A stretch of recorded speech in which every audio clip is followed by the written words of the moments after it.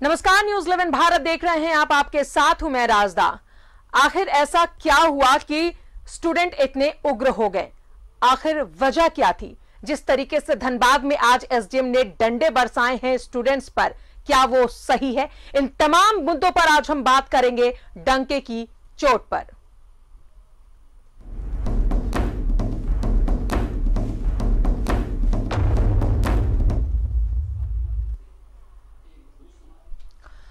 Jharkhand academic council की तरफ से जो रिजल्ट जारी किए गए, क्या वो रिजल्ट इंसाफ के तौर पर था? क्या वैसे स्टूडेंट्स को इंसाफ मिला? नहीं, क्योंकि कई ऐसे बच्चे जिन्हें सीधे तौर पर 12th में फेल कर दिया गया। आखिर क्या वजह रही उन्हें फेल करने की? रीजन क्या थे? झारखंड एकेडमिक काउंसिल ये बताने को तैयार नहीं है और ये मुद्दा यही है कि बच्चे साफ तौर पर यही चाहते हैं कि उन्हें इंसाफ मिले। जब 11th में उन्हें अच्छे मार्क्स मिले, जब वो 11th में पास किए, फिर उन्हें 12th में किस आधार पर फेल किया गया? पहले ये रिपोर्ट आप देखें, उसके बाद हम अपने इस खबर पर आगे बढ़ेंगे। हमारे साथ हमारे मेहमान भी जुड़ेंगे। किस पर भांजी जा रही हैं लाठियां? क्या कसूर है इनका? क्या क्रिमिनल है ये? अरे नहीं भाई साहब, छात्र हैं ये, 12वीं में फेल हो गए हैं या फिर उनका रिजल्ट पेंडिंग है। ये मंत्री से मिलना चाहते हैं। जरा इस सीन को देखिए, कैसे लाठियां भांजी जा रही हैं। ऐसा लग रहा है जैसे किसी क्रिमिनल की पिटाई हो रही हो। पीटने वाले धनबाद के एसडीओ और उनके पुलिस टीम है और पिटाई खाने वाले 12वीं की परीक्षा दे चुके छात्र हैं। वे छात्र जिनका रिजल्ट या तो पेंडिंग है या वे फेल हो गए हैं। वे मंत्री से अपनी बात रखना चाहते हैं। मंत्री 20 सूत्री की बैठक में भाग लेने धनबाद आए थे। छात्र अपनी बात सरकार तक पहुंचाना चाहते थे और जब छात्रों ने अंदर जाने की जिद की तो बदले में उन पर लाठियां बरसाई गई। खुद एसडीओ छात्राओं पर लाठियां बरसा रहे हैं। हालांकि उनकी टीम उनका साथ दे रही है। अब आप खुद ये सोचिए कि क्या एसडीओ को ऐसा करना चाहिए? उन्हें मिलने देने में क्या हर्ज था? फेल हो चुके छात्रों को क्या अपनी बात रखने का भी हक नहीं है? दूसरी तरफ पुलिस का बयान है कि पहले छात्रों ने मारपीट शुरू की थी। जरा आप भी सुनिए कि महिला पुलिस ने क्या कहा।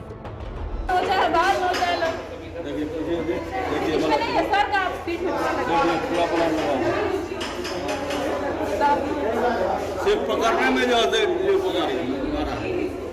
बैच भी कबाड़ दिए, आए पकड़ के तो हम वहाँ पे बैठाने लगे रूम में, बस उतना ही में सब बाल पकड़ के और मारी है, जिससे मेरा चश्मा टूट गया और यहाँ पे फिर पूरा नोच दी नाखून से ऐसे। यदि पुलिस की ओर से देखें तो छात्रों का ये कदम गलत था। महिला पुलिस के चेहरे पर नाखून के दाग साफ तौर पर देखे जा रहे हैं। किसी पर हाथ छोड़ देना अपनी बात रखने का कोई तरीका नहीं हो सकता। छात्रों को जरूर संयम रखना चाहिए था, लेकिन इसके बाद क्या एसडीओ साहब को खुद हाथ छोड़ना उचित था, वो भी लड़कियों पर? एक बार फिर देखें कि एसडीओ ने लड़कियों पर लाठियां चलाई। वे चाहते तो बीच बचाव कर सकते थे। छात्र कोई क्रिमिनल नहीं थे। घटना के बाद छात्र बाहर बैठ गए और सरकार के खिलाफ नारेबाजी की।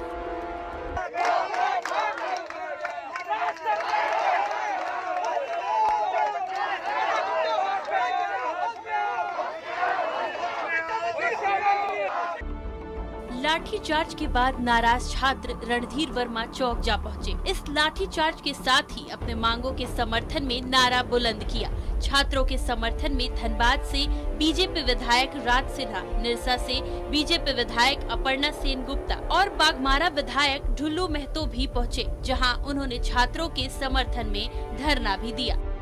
मंत्री जी को बताया कि किस प्रकार से निहत्थी छात्राओं पे यहाँ के अनुमंडल पदाधिकारी ने अपने दोनों हाथ से लाठियां भाजी है। पूरी शक्ति, पूरी अपनी जोश, अपने जितने उनमें ताकत थे वो निरीह छात्राओं पर उन्होंने प्रदर्शित किया है लाठी के माध्यम से। और ऐसे एसडीएम को धनबाद से हटाना चाहिए। यह बड़ा दुर्भाग्यपूर्ण है बड़ी घटना है और उस पर अविलंब कार्रवाई होनी चाहिए। जो अधिकारी छात्राओं पर लाठीचार्ज की है, और हमें लगता है कि ये सच्चाई है कि सरकार का मानसिकता छात्राओं के प्रति, यहाँ के नौजवानों बेरोजगारों के प्रति क्या है, ये दर्शाता है। अविलंब ऐसे अधिकारी पर कार्रवाई होनी चाहिए ताकि छात्र छात्राओं के ऊपर ये लाठीचार्ज किया गया एसडीएम साहब की ओर से, ये बहुत निंदनीय घटना है। क्योंकि उनका मांग था, बैठ के बात करना चाहिए था, उचित जो है उससे बात करके उनको संतुष्ट करना चाहिए था, न कि छात्र एवं छात्राओं के ऊपर भी। अभी हम लोग वीडियो देख के हम लोग को आश्चर्य लग गया कि इस तरह कैसे हो सकता है। नारेबाजी आम बात है, ये अपनी बात रखने का एक लोकतांत्रिक तरीका भी माना जा सकता है, लेकिन इससे पहले यदि प्रशासन और छात्र दोनों ने थोड़ी सी समझदारी दिखाई होती। न्यूज़ 11 भारत के लिए धनबाद से कुंदन के साथ दिलशाद की रिपोर्ट। तो धनबाद में जिस तरीके से छात्रों पर लाठीचार्ज हुई है, उसके बाद से ये मुद्दा तूल पकड़ लिया है। स्वास्थ्य मंत्री बन्ना गुप्ता ने जांच के आदेश दिए हैं।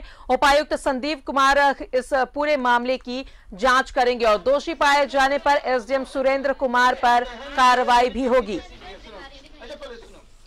तुम एक पत्रकार लोगों को पूछो, हम कितनी बार इसके लिए मैं जांच करवा दूंगा, और यदि हमारे अनुमंडलाधिकारी ने भी यदि कुछ गलत किया है तो मैं जरूर कहूंगा कि बच्चों के साथ सहानुभूति होनी चाहिए, और बच्चे अपराधी नहीं हैं, बच्चे अपराधी नहीं हैं, और बच्चे भावुक हो जाते हैं, बच्चे ये सही है। और चूंकि मैं खुद ही आंदोलन की उपज हूँ और खुद ही मैं इतनी बार मार खाया हूँ, जेल गया हूँ, तो मैं उस दर्द को मेरे से भला कोई नहीं समझ सकता। ठीक है। तो धनबाद समाहरणालय में छात्र छात्राओं पर हुए लाठीचार्ज की घटना की बीजेपी प्रदेश अध्यक्ष दीपक प्रकाश ने निंदा की है और साथ ही प्रशासन को ऐसी कार्रवाई से बाज आने की बात कही है। 12वीं के छात्र अपनी मांगों के लिए संघर्ष कर रहे थे, और जिस प्रकार से झारखंड की सरकार के नौकरशाह जिस बर्बरता के साथ लाठीचार्ज किया गया, उनके साथ अन्यायपूर्ण व्यवहार किया गया, यह एक बहुत ही घोर आपत्तिजनक है और इसकी निंदा हम करते हैं। और सरकार को भी चेतावनी देना चाहते हैं कि अपने तानाशाही प्रवृत्ति से आप बाज आइए, राज्य की जनता आपसे अब निजात पाने के लिए सड़क पर उतर। तो आप भी सोच रहे होंगे कि आखिर ये कितना उचित था। वाकई जिस तरीके से इन बच्चों पर, इन छात्रों पर डंडे बरसाए गए, क्या वो अमानवीय घटना नहीं है? ऐसे तो जानवरों को भी नहीं पीटा जाता है जिस तरीके से एसडीएम साहब छात्रों को पीटते हुए नजर आए। इन तमाम मुद्दों पर बातचीत करने के लिए रांची से हमारे साथ सफदर इमाम जी हैं, जो कि गवर्नमेंट +2 हाई स्कूल कांके से टीचर हैं हमारे साथ। सफदर जी, बहुत बहुत स्वागत है आपका न्यूज़ 11 भारत में। देवघर से हमारे साथ हैं कार्तिक तिवारी, जो कि आर मित्रा +2 हाई स्कूल के शिक्षक है। कार्तिक जी, आपका भी बहुत बहुत स्वागत है न्यूज़ 11 भारत में। और साथ ही धनबाद से हमारे साथ सहयोगी कुंदन है, और कुंदन के साथ वो पीड़ित छात्र छात्राएं हैं जिन्हें आज लाठी डंडों से पीटा गया। तो सबसे पहले हम धनबाद का ही रुख करते हैं। वहां पर हमारे सहयोगी कुंदन उन पीड़ित छात्रों के साथ है जिन पर आज लाठियां बरसाई गई हैं। कुंदन, बच्चे आपके साथ है, साफ तौर पर स्टूडेंट्स का यही सवाल है कि आखिर किस बेसिस पर उन्हें फेल किया गया। 12th में, 11th में वो पास हुए हैं, 12th में उन्हें फेल कर दिया गया, और आज उनकी मांग सिर्फ इतनी थी कि उन्हें स्वास्थ्य मंत्री बन्ना गुप्ता से मिलना था, अपनी बातें रखनी थी, पर ऐसा हुआ नहीं, उन पर लाठियां बरसाई गई। ऑफ कोर्स राजदा, मैं आपको बता दूं कि स्टूडेंट्स जो है लगातार डिमांड कर रहे थे कि जैक और जो कॉलेज प्रबंधक है उनके कारण ही जो है इनकी रिजल्ट्स जो है वो पेंडिंग में चले गई और कई स्टूडेंट्स जो है वो फेल कर गए। लेकिन सबसे बड़ी बात है कि आज जो जिस तरह से एसडीओ और पुलिस ने जिस तरह से स्टूडेंट्स पे लाठी भांजा और कई लोग घायल भी हुए, और स्टूडेंट्स जो है सिर्फ उनकी एक ही मांग थी कि सरकार के द्वारा सरकार के मंत्री आए हुए हैं और उनसे मिलने दिया जाए, क्योंकि उनके जो आवाज जो है वो रांची तक, झारखंड तक पहुंचे, जैक चेयरमैन तक पहुंचे और इसी को लेकर स्टूडेंट्स जो है समानालय तक पहुंचे थे। और समानालय में कुछ बाहरी स्टूडेंट्स जरूर थे जिन्होंने जो अभद्रता किया है पुलिस के साथ, लेकिन जो भी जो डंडे चले हैं वो सारे स्टूडेंट्स थे।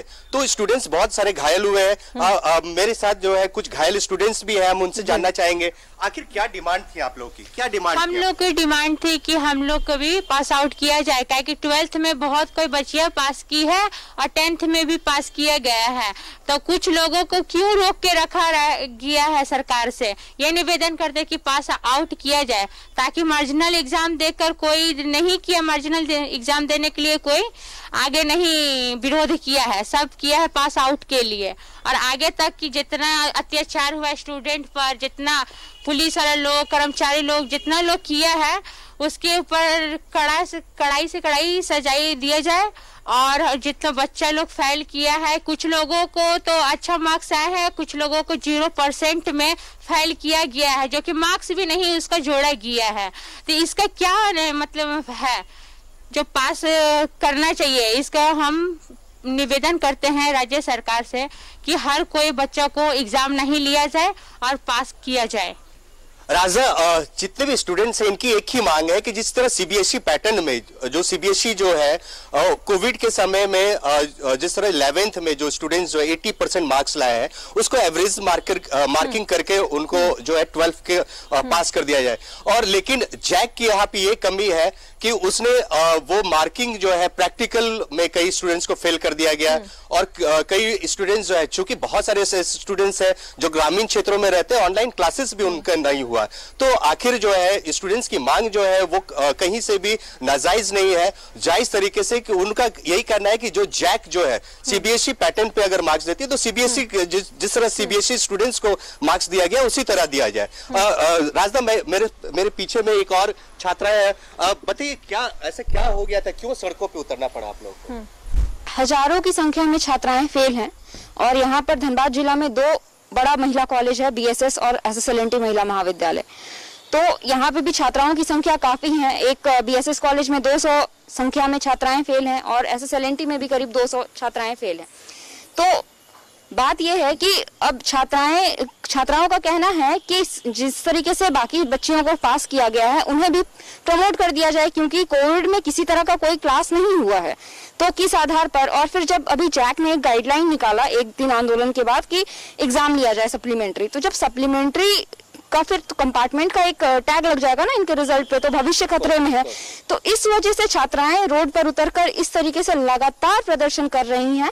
तो अभी अखिल भारतीय विद्यार्थी परिषद आज समर्थन में जब उतरी, तो जब इन्होंने ये मंत्री को घेरा या फिर वहां पर अपनी आवाज लगाई, पुकार दिया उन्हें, तो उस पर डीसी साहब के ऑर्डर से एसडीएम ने इन लोगों पर बहुत बर्बरता से लाठीचार्ज किया। एक बच्ची का बाजू कबड़ गया है और एक बच्ची का ब्लड ब्लॉक हो गया है पूरा, और इस तरीके से किसी का पैर टूट गया है, किसी का हाथ टूट गया है। इस तरह से बहुत सारी ऐसी लड़कियां हैं जिन पे बर्बरता हुई है। तो मैं मांग करती हूँ, प्रशासन का कहना है कि पहले जो बच्चों ने पुलिस पर हाथ उठाए, नाखून के निशान भी मिले, उसके बाद उन्हें ये रास्ता अख्तियार करना पड़ा, लाठी डंडे छोड़ने पड़े।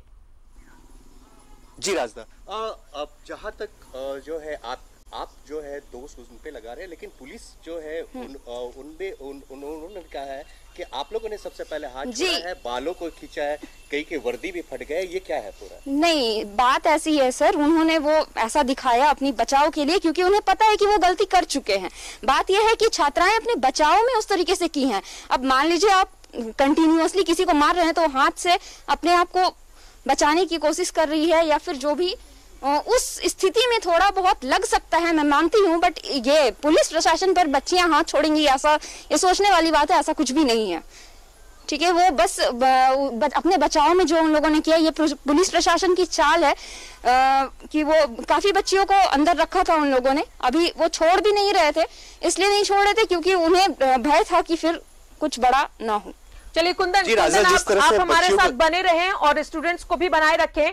हमारे साथ हमारे दो मेहमान भी जुड़े हुए हैं। सफदर इमाम government plus high school Kanke से शिक्षक हमारे साथ है और कार्तिक तिवारी जी देवघर से आर्क मित्रा +2 हाई स्कूल से हमारे टीचर्स जुड़े हुए हैं। सबसे पहले बात कर ले सफदर इमाम जी से। सफदर जी, आज जो घटना हुई पहले उस पर बात कर लेते, उसके बाद हम फॉर्मूले पर भी आएंगे और जैक ने क्या कुछ किया है उस पर भी हम बातचीत करेंगे। आज जो घटना हुई है, आंदोलन करना सभी का अधिकार है और हल्ला हंगामा नहीं हो रहा था। बस स्टूडेंट्स यही चाहते थे कि उन्हें स्वास्थ्य मंत्री बन्ना गुप्ता धनबाद पहुंचे थे, उनसे एक बार मुलाकात हो जाए, लेकिन उनसे मिलने नहीं दिया गया और उन पर डंडे बरसाए गए। कितना उचित था ये? देखिए, मैं ये कहना चाहता हूँ कि कोई भी होता है, चाहे वो स्टूडेंट हो या कोई भी, जब भी अपनी बात रखने के लिए कहीं पे जाता है तो ये सही है। अगर इस तरह का रिजल्ट आने के बाद कुछ लोग अगर अपनी बात बताना चाहते हैं या फिर मिलना चाहते हैं तो ये ज़रूरी है कि उनको मिलने देना चाहिए। यहाँ पे चूँकि कोरोना काल चल रहा है तो बहुत सारे संख्या में भीड़ था, तो थोड़ा सा परेशानी ये भी है कि बच्चों को उससे थोड़ा सा रास्ता बनाना चाहिए था और कोशिश करना चाहिए था कि जैसे कि हम लोग यहाँ पे देखे कि एसडीओ साहब जो इस तरह का मामला आया तो शायद हमको लगता है कि उन लोगों से बात होनी चाहिए थे और 4-5 लोग या 10 लोगों का प्रतिनिधिमंडल मंत्री जी से मिलकर वो अपनी बात रखता या लिखित रूप से जो आवेदन देना था उस पर चर्चा होती तो ज़्यादा अच्छा लगता है। यहाँ पे हम लोगों को देखने से ऐसा लग रहा है कि कोई भी बात लड़ाई झगड़े से मारपीट से हल नहीं निकलेगा और इससे क्या होगा कि एक मामला एक होगा। जो बच्चे गए हैं वो कितने क्लास के हैं, 10th और 12th क्लास के बच्चे हैं, उनके साथ ऐसा मामला होना शायद अच्छा नहीं है और इस तरह का मामला होना दुर्भाग्यपूर्ण है। इसमें बात यही होनी चाहिए थी कि सरकार के मंत्री गए थे और चूंकि मंत्री जो थे उन्होंने भी अपनी बात बताई। जैसे हम लोग यहाँ पे देख रहे हैं कि मंत्री ने कहा कि अगर इस तरह का मामला है जो जांच कराया जाएगा और इसमें जो भी गलत चीज़ हुआ है तो उसकी निष्पक्ष जांच होने के बाद उन पर कार्रवाई की जाएगी। बच्चों को मिलने देना चाहिए था, 5 का 10 का प्रतिनिधिमंडल मिलके अपनी बात रखता और उसके बाद सरकार की जो बात है या फिर जैक ने जैसे भी किया है, जो फार्मूला तय हुआ था उस फार्मूला के आधार पे उसको सामने लाना चाहिए ताकि बच्चे, बहुत सारे बच्चे दिग्भ्रमित हो गए हैं, उनको नहीं पता कि हम फेल कैसे हो गए। लेकिन फार्मूला को अगर सही रूप से समझा जाएगा तो शायद उसमें मामला कहीं ना कहीं, बहुत सारे बच्चे ऐसे हैं जो फेल हो गए हैं। चलिए अब जरा बात कर ले हम देवघर से, हमारे साथ कार्तिक तिवारी जी हैं। कार्तिक जी, जिस तरीके से आज ये घटना हुई है वो जाहिर तौर पर निंदनीय है। बच्चों को ऐसे पीटा जा रहा था जैसे जानवरों को भी नहीं पीटा जाता है। वो अपनी हक के लिए आवाज बुलंद कर रहे थे और बहुत ही शांतिपूर्वक थे। आक्रोश था उनमें, गुस्सा जरूर था, पर ऐसी कोई हरकत उन्होंने नहीं की थी जिससे उन पर डंडे बरसाए जाएं।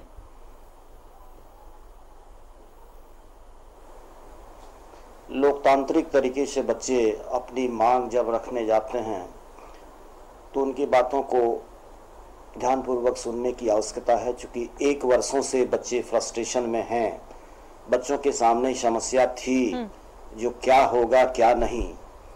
चूँकि 1 साल से बच्चे कुछ तैयारी भी कर रहे थे, जो 11 में अच्छा परफॉर्मेंस नहीं था लेकिन 12 में अच्छा परफॉर्मेंस उन लोगों ने बना भी लिया था। तो उनको आशा थी परीक्षा होगी या नहीं, यदि परीक्षा होगी तो 11 में यदि हम प्रमोटेड हैं तो 12 में हमको रोका नहीं जाएगा। क्योंकि ये इंटरनल मैटर जो है पॉलिसी चॉकआउट जैक ने किया, इससे हम लोग भी परिचित नहीं है किस आधार पर बच्चों को प्रमोट किया। बच्चे तो हम लोगों से भी मिलने आते हैं, कैसे नहीं, लेकिन हम लोग कोई ट्रांसपेरेंट तो पॉलिसी थी नहीं, उसके बारे में हम लोगों को भी ज्ञात नहीं है। क्या किया उन्होंने 80 मार्क्स के लिए? बच्चों की नाराजगी इसी बात को लेकर की है कि जब 12th के एग्जाम्स नहीं हुए तो रिजल्ट में उन्हें फेल कैसे बता दिया जा रहा है। 12 का रिजल्ट कुछ जैसे 11 का जो मार्क्स उनके पास था, 11 और विद्यालय से जो इंटरनल असेसमेंट हुआ उसका मार्क्स जोड़ करके उन्होंने रिजल्ट दिया। लेकिन वो रिजल्ट बच्चे जो प्रमोट थे 11 में वो 12 में फेल हो गए। तो वैसे बच्चे भी हैं और बहुत बच्चे हैं जैसे इम्प्रूवमेंट के लिए बच्चों ने फॉर्म भरा था, उसका एग्जाम तो नहीं हुआ, उसका रिजल्ट नहीं दिया, इवन एडमिट कार्ड इशू किया। एक्स रेगुलर स्टूडेंट वैसे स्टूडेंट जो जैक में रजिस्टर्ड थे लेकिन उन्होंने परीक्षा नहीं दिया तो उनका भी रिजल्ट नहीं दिया। अभी जो 26-21 विज्ञप्ति झारखंड अधिविद्य परिषद ने निकाला है उसमें भी उन बच्चों के लिए कोई स्थान नहीं है जो फिर फॉर्म भर सकते हैं या नहीं भर सकते हैं, क्योंकि उसको एडमिट कार्ड जब निर्गत किया तो उनको भी मौका देना चाहिए इम्प्रूवमेंट के लिए। छात्रों को, एक्स रेगुलर स्टूडेंट को जो कभी परीक्षा नहीं दिए थे उनके लिए विज्ञप्ति के किसी कॉलम में कोई स्थान नहीं है। तो ये सारे माने समस्याएं हैं और बच्चे उससे फ्रस्ट्रेटेड हैं। जाहिर तौर पर बच्चे फ्रस्ट्रेट बिल्कुल देश के भविष्य हैं, फ्रस्ट्रेट हैं, बिल्कुल हैं। तो उनकी भावनाओं को हमको सम्मान करते हुए, क्योंकि जब हम इस कोविड-19 काल में उसको सही पठन पाठन शिक्षा नहीं दे पाए और जैक बोर्ड से जितने बच्चे जुड़े हुए हैं अधिकतर बच्चे हमारे ग्रामीण क्षेत्र के हैं, ग्रामीण क्षेत्रों तक ऑनलाइन क्लासेस का भी पहुंच नहीं हो पाया, तो वो बच्चे अब नए सिरे से तैयारी करेंगे और सितंबर में परीक्षा देंगे, उनके लिए कठिन चुनौती होगी। तो इस त्रासदी को ध्यान में रखते हुए जैक को सहानुभूति पूर्वक निर्णय लेनी चाहिए और सरकार को भी मार्गदर्शन देना चाहिए, निर्देश देना चाहिए जैक को, ताकि भविष्य बच्चे जो हमारे अनरेस्ट फील कर रहे हैं, बच्चों में जो फ्रस्ट्रेशन है, बच्चे जो लोकतांत्रिक तरीके से हमारे पास मांग लेकर के पहुंच रहे हैं, उसको सही दिशा निर्देश मिलनी चाहिए। बिल्कुल। और जिस तरीके से बच्चों में आक्रोश है, जाहिर तौर पर जैक को और शिक्षा विभाग को इस पर ध्यान देने की जरूरत है कि आखिर इन बच्चों की गलती क्या थी, क्योंकि जो फॉर्मूला, अब जरा फॉर्मूले पे हम बात कर लें कार्तिक जी, जिस तरीके से फॉर्मूला तैयार किया गया, क्या वो बच्चे नहीं समझ पा रहे हैं? जो फॉर्मूला था उसके आधार पर वो जो पिछले नंबर उन्हें मिले थे उसे ऐड ऑन करना था। जी, उसे ऐड ऑन करना था। उसके साथ जो आंतरिक मार्क्स है, जैसे क्लास 10th के लिए 20 मार्क्स अलॉटेड था आंतरिक मूल्यांकन में और 12 के लिए कुछ सब्जेक्ट में 30% और 70% वो जो 11 का मार्क्स था उससे एवरेज लेकर के रिजल्ट देना था। लेकिन 70% में क्या विसंगतियां हुई है, किस आधार पर निर्णय जैक ने लिया है, वो तो उसका आंतरिक मामला था। वो कैसे पॉलिसी चॉकआउट किया उसके बारे में हम शिक्षकों को और विद्यालय को जानकारी तो थी नहीं। बच्चे तो हमारे पास भी मिलने आते हैं, कैसे हुआ रिजल्ट, क्या हुआ, तो उसके बारे में तो हम प्रत्युत्तर दे नहीं पाते हैं, क्योंकि कोई फॉर्मूला हम लोग पास नहीं भेजा, कैसे उसका रिजल्ट दिया, कैसे वह पास हुआ, कैसे फेल हो गया। कुछ बच्चे जो 11 में पास थे और वो 12 में फेल हो गए। सर, जब आप टीचर्स होकर समझ नहीं पा रहे हैं तो सेल भी जैक ने बनाया है। बिल्कुल, जाहिर तौर पर बच्चे कैसे समझेंगे, क्योंकि उनके करियर का सवाल। जी हाँ मैडम, उसके लिए ग्रीवांसेस सेल बनाया जैक ने, जो 6 तारीख तक अपनी शिकायत दर्ज करने का समय दिया गया है बच्चों को। तो बच्चे अपनी शिकायत दर्ज कर रहे हैं, क्योंकि उनको डायरेक्टली फोन नंबर भी है, फोन से भी कांटेक्ट कर सकते हैं। और बच्चों को उसके बाद भी उसकी समस्या का समाधान नहीं होता है तो 7 से आज कल से उसका फॉर्म फिलअप करने का भी विज्ञप्ति निकाला है 26/21।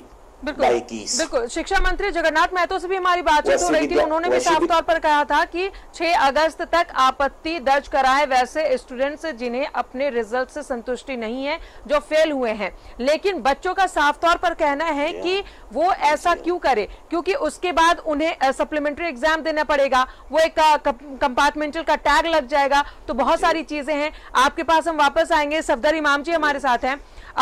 सर, 2080 का एक फॉर्मूला तय हुआ था, जरा एक बार हमारे जो स्टूडेंट्स हमें देख रहे हैं एक बार फिर से वो फॉर्मूला जरा उन्हें समझाएं, और हम चाहेंगे कि ये फॉर्मूला एक बार फिर से वो समझने की कोशिश करें कि आखिर जैक, शिक्षा विभाग, सरकार ने मिलकर जो फॉर्मूला तय किया था वो क्या है। देखिए, इसमें हम साफ तौर पे बताना चाहेंगे कि मैट्रिक में जो रखा गया था वो 2080 का मामला था। यानी आप 20 जो है इंटरनल मार्क्स वो विद्यालय से दिया जाएगा और 80 मार्क्स जो है वो आपको जैक देगा। ठीक है, तो 9th में जो एग्जाम जो आपका मार्क्स आया था उसको डबल कर दिया जाएगा। लेकिन 11th में वो मामला दूसरा हो जाता है। 11th में क्या मामला होता है कि जो प्रैक्टिकल्स के जो सब्जेक्ट होते हैं उसमें आपको 30 मार्क्स होता है, जो प्रैक्टिकल से रिलेटेड होता है उसमें 30 मार्क्स होता है और 70 नंबर का थ्योरी का एग्जाम होता है। अब आप इसको समझिएगा तो बहुत बारीकी से इसको समझने का चीज है कि जब 11th का एग्जाम हुआ था तो उसमें बच्चों को 17 नंबर लाना था एक सब्जेक्ट में, और कहा गया था कि 4 सब्जेक्ट में जो बच्चे 17-17 नंबर ले आएंगे वो पास कर जाएंगे। अब क्या हुआ कि उसमें 50 नंबर का एग्जाम था, 10 नंबर इंटरनल था, 40 नंबर थ्योरी की एग्जाम हुई थी। उसमें क्या हुआ था कि 10 नंबर में जो इंटरनल मार्क्स जो विद्यालय से दिया गया और कुछ बच्चे 40 में से जो नंबर लाए, अब जैसे मान लीजिए विद्यालय 9 नंबर दिया, कुछ बच्चे 8 नंबर लेके आए थ्योरी में, तो 9 और 8 होके 17 हो गया, लेकिन वो पास कर गए। अब क्या हुआ कि आपको 70 नंबर का जब थ्योरी का एग्जाम हुआ तो उसमें आपको 33% तो लाना है, तो इसमें यहाँ पे पेंच आ गया। यानी प्रैक्टिकल में जो मार्क्स आने थे वो भी तो ऐड होने थे, वो मैं बता रहा हूँ आपको। जैसे मान लीजिए कि कोई बच्चा 30 नंबर लाया, अब 11th का रिजल्ट का मामला अलग है। जैसे प्रैक्टिकल में भी आपको पास करना होगा और थ्योरी में भी पास करना होगा। मैट्रिक में सिस्टम चेंज हो जाता है। मैट्रिक में अगर आप 18 नंबर इंटरनल मार्क्स ले आते हैं और 15 नंबर भी अगर आपका थ्योरी में आ जाता है तो 33 लाके आप पास कर जाते हैं। प्रॉब्लम यहाँ पे नहीं है, प्रॉब्लम है 11th में। आपको आप जब 12 में आते हैं तो आपको थ्योरी के एग्जाम में आपको 23 लाना है और प्रैक्टिकल में आपको जो मार्क्स है वो लाना है। यानी 30 में आप जितना जो 33% है वो लाइएगा, पास कर जाइएगा। यानी 23 और आपका 10 नंबर 33 नंबर लाके आप पास कर सकते हैं। तो यहाँ पे परेशानी ये हुई कि आप 9 नंबर अगर इंटरनल लाए हैं 11th में और 8 नंबर अगर आपका थ्योरी में आ गया तो 9 और 8 आपका 17 हो गया। तो अब यहाँ पे 8 नंबर तो आपका आया, तो 40 में 8 नंबर आप लाके पास तो कर गए, लेकिन 70 में आपको अगर 33 लाना था तो 70 में अगर 33% आप देखते हैं तो 23 लाना था। तो जो बच्चे 18 तक भी लाए वो फंस गए। अगर हम 18 तक भी नंबर वो ले आए तो वो फंस गए यहाँ पे। लेकिन जो बच्चे 19 लाए तो उनको क्या किया गया, अंडर रेगुलेशन में क्या किया, ग्रेस मार्क्स देके उनको पास कर दिया गया। अब जैसे 2 सब्जेक्ट होता है, अगर कोई ऐसा सब्जेक्ट है जिसमें 2 है तो 2 सब्जेक्ट में आपको 2.5 नंबर ग्रेस देके पास कर दिया गया। अब एक सब्जेक्ट में आपको 5 नंबर जो ग्रेस देके पास कर दिया गया। तो इस सिस्टम में यहाँ पे पेंच आ गया और फंस गए बच्चे। बच्चों को लगा कि हम 11th में जब पास थे तो 12 में पास क्यों नहीं किए। लेकिन ये सारा प्रक्रिया जो है, उस प्रक्रिया को सामने ले आने से वो बच्चे जो आज हताश हैं या जो सामने प्रदर्शन कर रहे हैं उनको सारी बातें समझ में आ जाती। OMR में उनका मार्क्स क्या आया था और इंटरनल हमारा क्या गया था। चूंकि जब 11th का जो रिजल्ट आया था उस रिजल्ट में बाइफर्केट नहीं किया गया था, यानी थ्योरी अलग नहीं था, प्रैक्टिकल अलग नहीं था। अब इसमें थ्योरी और प्रैक्टिकल अलग अलग हो गया, यानी आप थ्योरी में फेल हो गए, प्रैक्टिकल में पास हो गए, तो आप पास हो गए। आप यहाँ पे फेल हो जा रहे, थ्योरी में अगर आप फेल है, प्रैक्टिकल में आप पास है, लेकिन थ्योरी में आप फेल है इसलिए फेल है। 11th में आपको दोनों को मिला के 17 नंबर लाना था। मामला यहाँ पे फंस गया। ऐसा नहीं लगता है कि जैक ने या शिक्षा विभाग ने ये तमाम चीजें थी वो बच्चों के सामने क्लियर नहीं कर पाई, बच्चे इसे समझ नहीं पाए और आज वो अपने रिजल्ट को लेकर उग्र हो गए। इस पर हम और ज्यादा बातचीत करेंगे, लेकिन फिलहाल रुकेंगे यहाँ पर एक छोटे से ब्रेक के लिए। आप बने रहे न्यूज़ 11 भारत के साथ।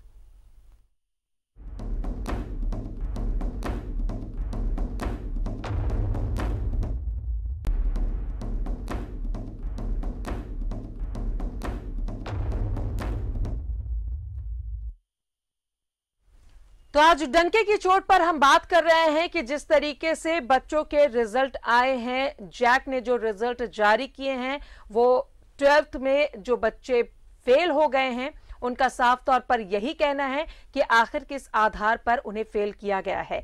सफदर इमाम जी हमारे साथ जुड़े हुए हैं, कार्तिक तिवारी जी हमारे साथ जुड़े हुए हैं।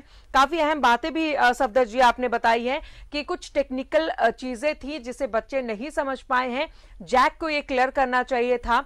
इन तमाम मुद्दों पर हमारी बातचीत चल रही है। अब सीधा रुख करेंगे धनबाद का, क्योंकि अब इस मुद्दे ने सियासत रंग अख्तियार कर लिया है और सियासत भी अब इस पे शुरू हो चुकी है।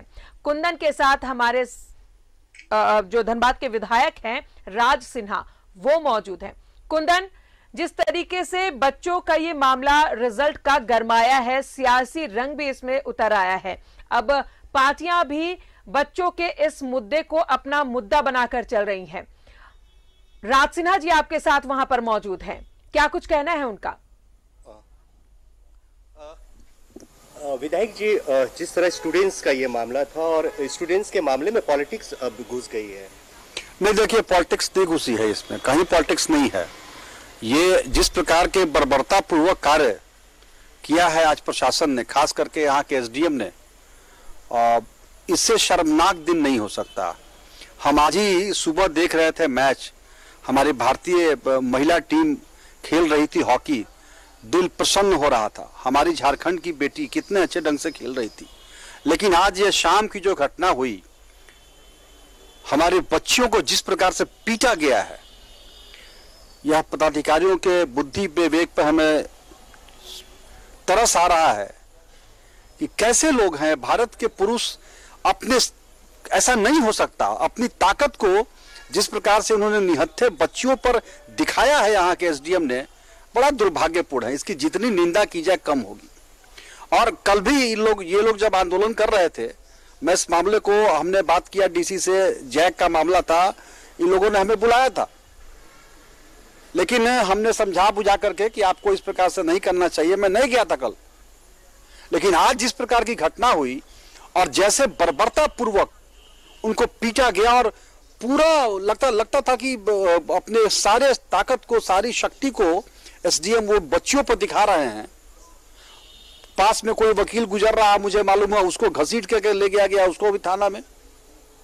तो मजबूरन हमको आना पड़ा इसके लिए। कहीं कोई यार अब समाज के अंदर हमारे बच्चियों को, हमारे बेटियों को, हमारे बहनों को कोई अनावश्यक रूप से इस प्रकार से पीटे, प्रताड़ित करे, उनका सर पे चोट लगे, उनके पीठ पर डंडे बरसे, जिस प्रकार से आप वीडियो देखिए, उनके पीछे से कैसे एसडीओ उनको डंडे से मार रहे हैं, उनके कपड़े दुपट्टे खींचे जा रहे हैं, तो उसमें और हम बैठे रहे अगर, तो यह हम बर्दाश्त नहीं कर पाएंगे और नहीं करेंगे। यह मेरा मांग है माननीय, मुझे तो लगता है कि अगर माननीय मुख्यमंत्री जी इस वीडियो क्लिप को देखेंगे तो उनके सर भी शर्म से झुक जाएंगे। सियासी रंग सभी अपनी अपनी रोटियां सेकने में लगे हुए हैं। साफ तौर पर राज सिन्हा जो बातें कर रहे हैं, जाहिर तौर पर वो उसमें सियासी बू हमें आ रही है। बहुत बहुत शुक्रिया राज सिन्हा जी हमसे जुड़ने के लिए। जिस तरीके से आज बच्चों पर डंडे बरसाए गए, जाहिर तौर पर वो आने वाले भविष्य हैं हमारे। जैक ने जो फॉर्मूला अख्तियार किया, जिस तरीके से रिजल्ट आए हैं, या तो जैक बच्चों को सही तरीके से समझा नहीं पाए हैं। बच्चे उग्र जरूर हैं, इसलिए उग्र हैं क्योंकि उनके करियर का सवाल है। और जाहिर तौर पर कोरोना काल में 2 साल से सबकी पढ़ाई चौपट हो गई है, उसके बावजूद ऑनलाइन पढ़ाई किए जा रहे हैं, जिससे इनकी जो कंटिन्यूटी है वो बरकरार रहे, इन्हें किसी तरह की कोई परेशानी ना हो। लेकिन उसके बावजूद अगर इस तरह के रिजल्ट आ रहे हैं तो बच्चों को ये समझना होगा और जैक को भी ये समझना होगा कि बीच का रास्ता आखिर क्या निकाला जाए जिससे कि इनकी 1 साल बर्बाद ना हो। अब जमशेदपुर भी हम जाएंगे, लेकिन उससे पहले हम बात कर ले, देवघर से हमारे एक टीचर कार्तिक जी भी बने हुए हैं, फोन हमारे साथ हैं। कार्तिक जी, जिस तरीके से रिजल्ट आया है, बच्चों में नाराजगी है, वैसे बच्चे 1-2 बच्चे नहीं है, 34,000 बच्चे फेल हुए हैं, तो जाहिर तौर पर गुस्सा तो होंगे, वो लाजमी है। क्या ये जो फॉर्मूला था, क्या बच्चों को नहीं समझा पाए सही तरीके से जैक और शिक्षा विभाग, जो आज ये दिन देखने पड़ रहे हैं? सबसे पहले तो मैडम, बच्चे को अनुशासित रह करके सही प्लेटफॉर्म पर अपनी बातों को रखने की जरूरत है। बच्चों को अपनी संस्कार नहीं खोनी चाहिए। और ये 10 और 12 के बारे में अभी इमाम साहब ने उसका विश्लेषण बहुत अच्छी तरह से किया जी। जो 10 में थ्योरी और प्रैक्टिकल मिला करके 33% आता है, बच्चे पास डिक्लेयर किए जाते हैं। लेकिन 12 की जो स्थिति है, 11 में 17 मार्क्स, 50 में यदि 17 मार्क्स आया तो बच्चे पास और प्रमोटेड डिक्लेयर हुए। लेकिन यहाँ 12 में उसको थ्योरी में भी अलग पास करना है और प्रैक्टिकल में भी अलग पास होना है। तो थ्योरी में 23 नंबर लाना है। अब मान लीजिए कोई लड़के 17 नंबर लाए, 19 नंबर लाए, और प्रैक्टिकल में तो पास हो गए लेकिन थ्योरी में फेल हो गए, तो वो बच्चे फेल हो गए।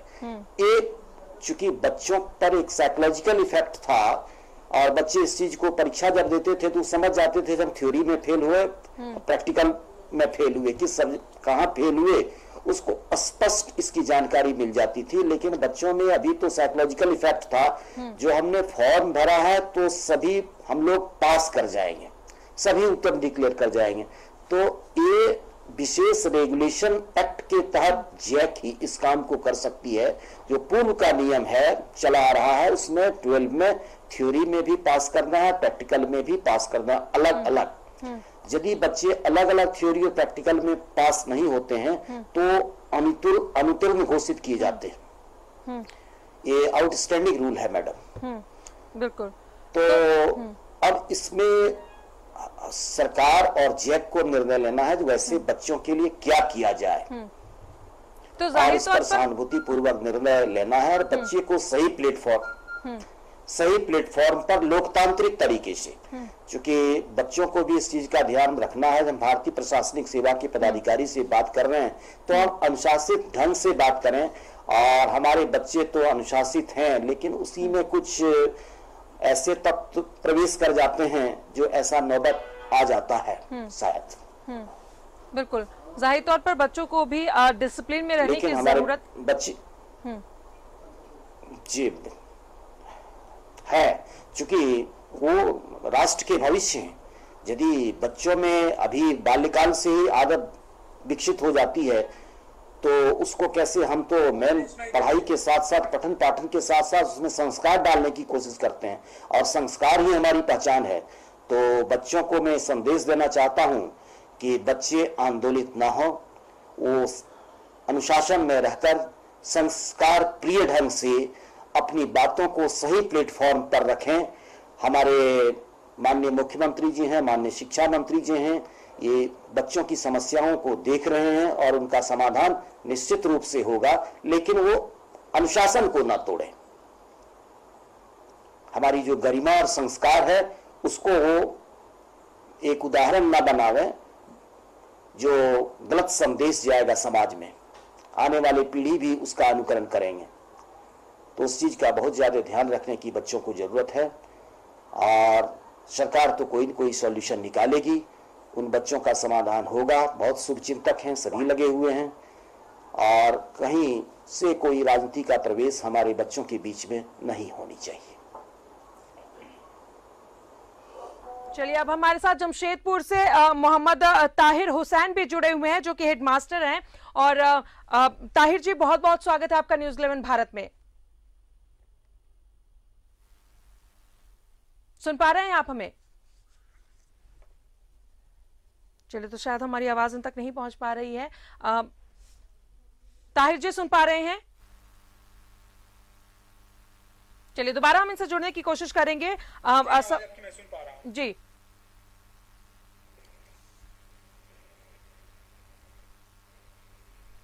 चलिए, ताहिर जी से हम जुड़ने की कोशिश करेंगे। उससे पहले हम बात कर ले सफदर इमाम जी से। जिस तरीके से फॉर्मूला आपने बताया सर, एक सटीक फॉर्मूला है जो शायद बच्चों के समझ में नहीं आया, जैक नहीं समझा पाया, या फिर स्कूल बच्चों को नहीं समझा पाया है, जिसका अंजाम यह है कि आज जब बच्चे फेल हो गए हैं, वो फॉर्मूला नहीं समझ पाए हैं, और आज हर तरफ पूरे राज्य में जितने बच्चे इंटर 12th में फेल हुए हैं, आज हर तरफ आंदोलन और गुस्सा नजर आ रहा है।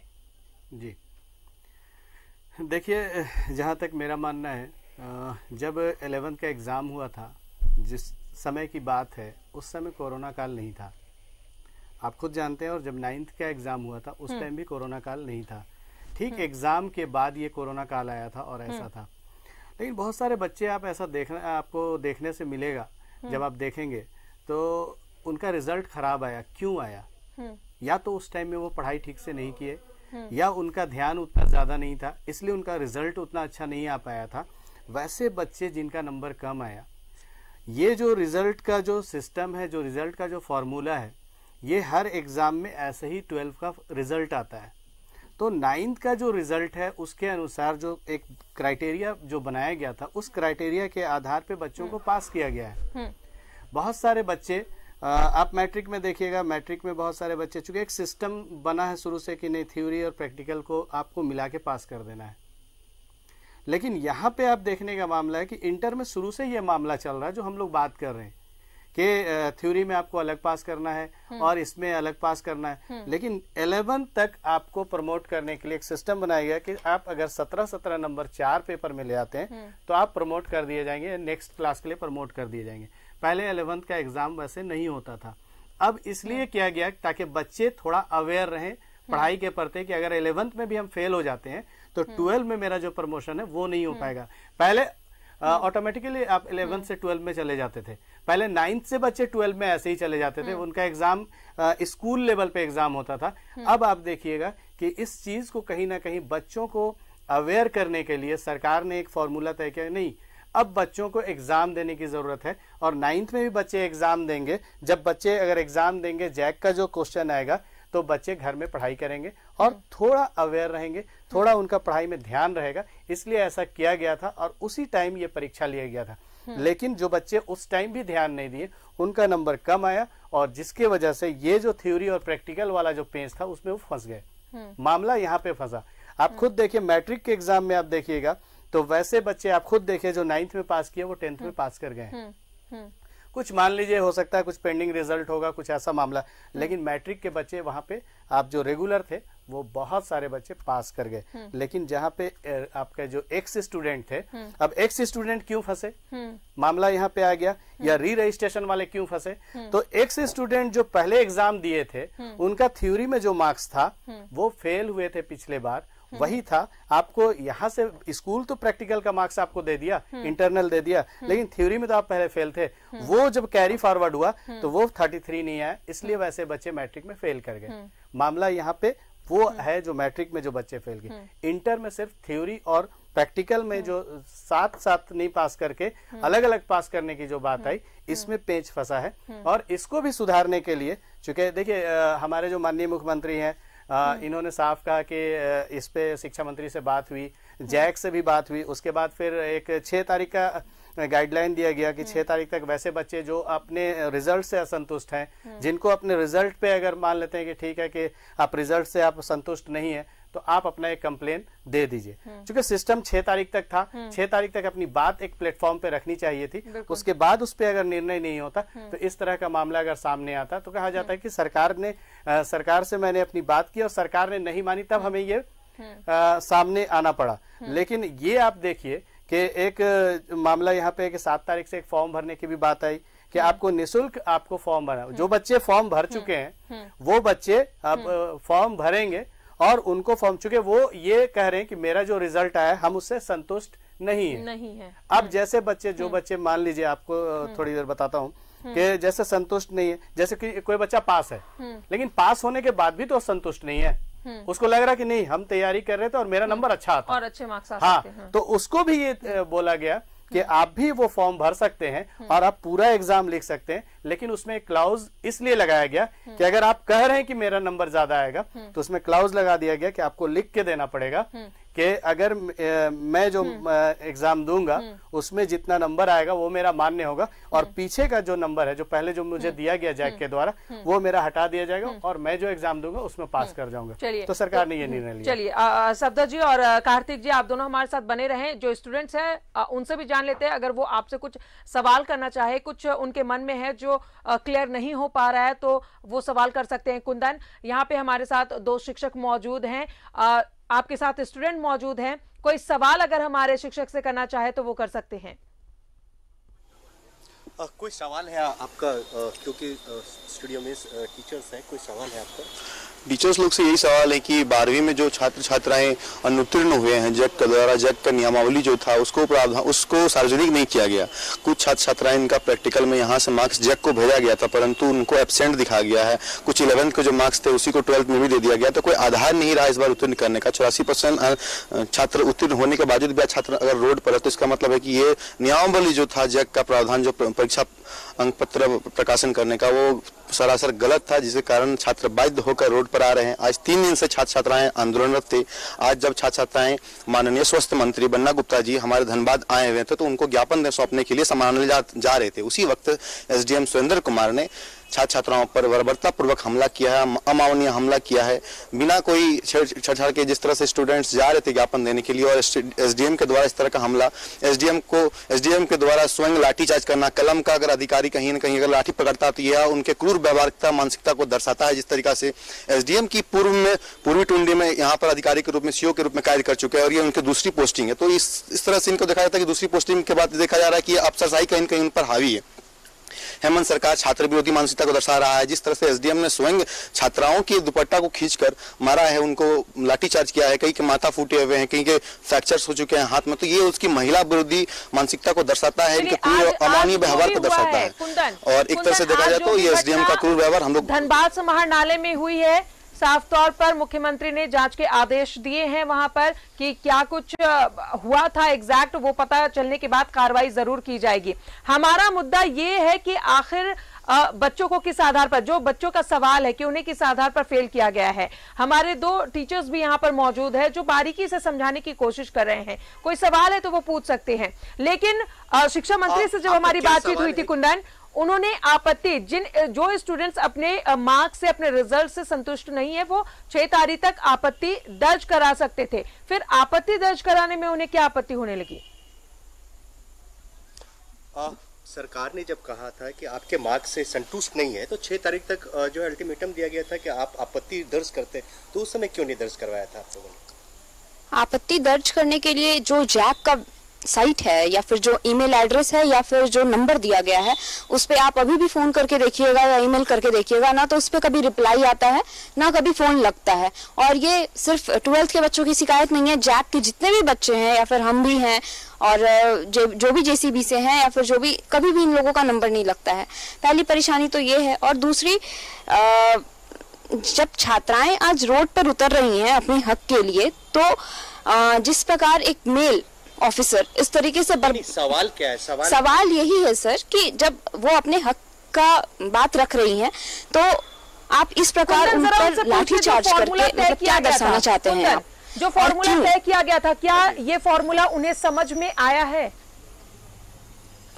जैक ने जो फॉर्मूला तय किया था, क्या उस फॉर्मूला को आप समझ पा रहे हैं कि क्या है? जी नहीं, जैक खुद ही कंफ्यूज है अपने फॉर्मूले के साथ, तो स्टूडेंट क्या समझ पाएंगे उसे? जैक को अभी खुद ही उसको, वो सीबीएसई का पैटर्न फॉलो कर रही थी, कुछ लास्ट डेट था, उसके पहले उसे रिजल्ट निकाल कर देना था, तो उस हड़बड़ी में उसने कुछ गलतियां, मुझे ऐसा लग रहा है कि आपस में उन लोगों का कुछ कम्युनिकेशन गैप के कारण कुछ गड़बड़ हुआ है, जिसकी वजह से ऐसा पहले नहीं हुआ है कि छात्र इस प्रकार रोड पर आकर के आंदोलन करेंगे। तो कहीं ना कहीं इससे साफ जाहिर हो रहा है, हजारों की संख्या में छात्राओं को फेल कर दिया गया है, छात्रों को फेल कर दिया गया है। तो जब वो रोड पे उतर रहे हैं तो इसमें कहीं ना कहीं जैक की गड़बड़ी है और इस बात को वो अब मानना नहीं चाह रहे हैं, क्योंकि पूरे प्रांत भर में विद्यार्थी परिषद द्वारा इसका विरोध किया जा रहा है। सब जिस तरीके से राजदा जी कुंदन बोले। राजदा, एक्चुअली क्या है ना कि जितने भी स्टूडेंट्स हैं उनको ये फॉर्मूला समझ में नहीं आया। बात जो है वहीं पे जाकर ठहर जा रही है कि कोई भी फॉर्मूला उनको समझ में नहीं आ रहा है, और जिसके कारण जो है आज छात्र और छात्राएं जो है उग्र जो है ये प्रदर्शन किए हैं। सफदर जी, क्या वाकई में जैक कंफ्यूज हो रहा है अपने फॉर्मूले को लेकर, बच्चों को नहीं समझा पा रहे हैं? बच्चों का साफ तौर पर कहना है कि जैक ने जो फॉर्मूला तय किया है, जो शिक्षा विभाग ने मिलकर फॉर्मूला तय किया है, वो खुद ही उसमें उलझे हुए हैं, उन्हें खुद ही क्लियर नहीं हो पा रहे हैं कि आखिर ये फॉर्मूला क्या है, तो बच्चे कैसे समझ पाएंगे? तो आपको क्या ऐसा लगता है कि वाकई जैक की तरफ से कोई गड़बड़ी है, कोई गलती है? देखिए, मैंने शुरू में भी कहा था और अभी भी यही बात बता रहा हूँ कि जो रिजल्ट है 11th का रिजल्ट आप देखिएगा तो एक अलग पैमाना है और 12th का जो रिजल्ट है वो अलग पैमाना है। मैंने शुरू में भी कहा और अभी भी आपको वही बात बताना चाहता हूँ कि 11th में मैंने आपको बताया कि जो बच्चे 17 नंबर 11th का जो एग्ज़ाम होता था, कभी आप ये सोचिए कि जो एग्ज़ाम हुआ था वो ये सोच के कभी नहीं हुआ था कि सामने कोरोना काल आएगा और फिर 12th का एग्ज़ाम नहीं होगा, रिजल्ट ऐसा होगा। बहुत रिलायबल तरीके से आप देखिएगा, बहुत इसमें लचीलापन कहिए कि रिजल्ट निकाला गया। आप को मैंने बताया कि जब 11th पहले एग्जाम होता ही नहीं था 11th और 9th में, ये बच्चों को सिर्फ पढ़ाई में मन लगे और पढ़ने में ध्यान दे, इसलिए एक ऐसा फॉर्मूला तय किया गया है जहां बच्चे पढ़ाई में ध्यान दे और दूसरे जगह सेंटर में, चूंकि 10th में बच्चे क्या होता था कि जो बच्चे 9th में पढ़ते हैं, आप ध्यान दीजिएगा कि जो 9th में पढ़ते थे, अचानक जब मैट्रिक का एग्जाम देने जाते थे तो उनको परेशानी होती थी। तो ये एक उन लोगों का एक प्रैक्टिस भी होता है कि 9th में वो दूसरे सेंटर में जाते हैं और वहाँ पे एग्जाम देते हैं। 10th में एग्जाम देने के बाद उनको फिर आराम मिलता है। तो 9th और 10th में सिर्फ एग्जाम के लिए, 11th के लिए यही एक तय किया गया कि जो बच्चे हैं वो इतना नंबर लाएंगे। इसलिए देखिएगा आप, जो 100 मार्क्स का एग्जाम नहीं होता, चाहे 11th में आप देखिएगा या फिर आप इसमें देखिएगा मैट्रिक 9th के एग्जाम में, तो इस तरह का जो फॉर्मूला तय किया गया उसमें मैंने आपको बता ही दिया कि थ्योरी और प्रैक्टिकल में अलग अलग पास करना है, उसी अनुसार पास करके यहाँ पे बच्चों को रिजल्ट दिया गया। अब जैसे जो बच्चे थे, मैंने कहा शुरू भी आपको और अभी भी वही बात कहूंगा कि जिनको आपत्ति थी, चूंकि सरकार ने ये निर्णय लिया था और आप सरकार के अधीन ही आते हैं, और सरकार ने आपके लिए अगर कहीं ना कहीं कुछ सोचा है तभी आपको कहा कि 6 तारीख तक आपको अपनी आपत्ति दर्ज करनी है। जब आपत्ति दर्ज करने की बात आ गई तो आपत्ति दर्ज करना था। अगर मान लीजिए कि जहां एक छात्रा जो कह रही थी कि सुनने में आया कि शायद जैक का ईमेल काम नहीं कर रहा, रिप्लाई नहीं आ रहा, तो ये सारी परेशानियों को जैक में बोलना चाहिए। क्योंकि ये सब परेशानी अगर है तो बच्चे कहीं ना कहीं दिग्भ्रमित तो होंगे, परेशान तो हैं। रिजल्ट आने के बाद कुछ लोग होता है कि मिठाई खिलाने के लिए बच्चों को चला जाता है और उसका रिजल्ट जब खराब होता है तो वो परेशान होता है। और यहाँ पे वही बच्चे जो फेल हुए हैं तो वो लोग जमा होकर किसी तरह अपना जानना चाह रहे हैं, क्या कि रिजल्ट मेरा जो 11th में हम पास हुए तो हम 12 में फेल कैसे हो गए। तो ये सारी बातों को जैक अगर क्लियर कर दे तो ज्यादा बेहतर होगा कि बच्चे आराम से इस चीज को करेंगे। हाँ, जब मान लीजिए कि जहाँ पे अभी धनबाद में जो केस है, तो ये केस हमको लगता है कि बहुत अच्छे से देखने के बाद पता चलता है कि बच्चे अपनी बात रखने गए थे। तो वहाँ पे एक प्रतिनिधिमंडल, मैंने शुरू में भी कहा था और अभी कहा कि बच्चे को एक साथ, चूंकि इतनी भीड़ एक साथ अगर आएगा, अभी कोरोना काल है, हम लोगों को सोशल डिस्टेंसिंग का मामला भी सामने आ रहा था, तो प्रतिनिधिमंडल मिलकर मंत्री जी से बात रखता और मंत्री जी फिर शिक्षा मंत्री से बात करके इसका हल निकाले। चूंकि ये हमारे बच्चे जो हैं झारखंड के बच्चे हैं, ये हमारे अपने बच्चे हैं, और कोई यहाँ पे कोई भी ऐसा व्यक्ति झारखंड का, चाहे वो किसी भी दल का हो, ये सरकार हो या सरकार से बाहर का, कोई भी नहीं चाहता कि हमारे जो बच्चे हैं उनको परेशानी हो और वो बच्चा फेल करे, उनका जीवन खराब हो, क्योंकि वही भविष्य अभी हमारे हैं। इसलिए इसमें सभी को एक साथ मिलकर और इसका हल निकाल के बच्चों के भविष्य के लिए सोचना चाहिए। बिल्कुल हल निकालने की जरूरत है और इसमें राजनीति तो कतई नहीं होनी चाहिए। कार्तिक जी, अब आपसे सीधा सीधा सिर्फ एक ही सवाल करना चाहते हैं। आप चूंकि रिजल्ट निकल चुके हैं, 34,000 बच्चे फेल कर गए हैं।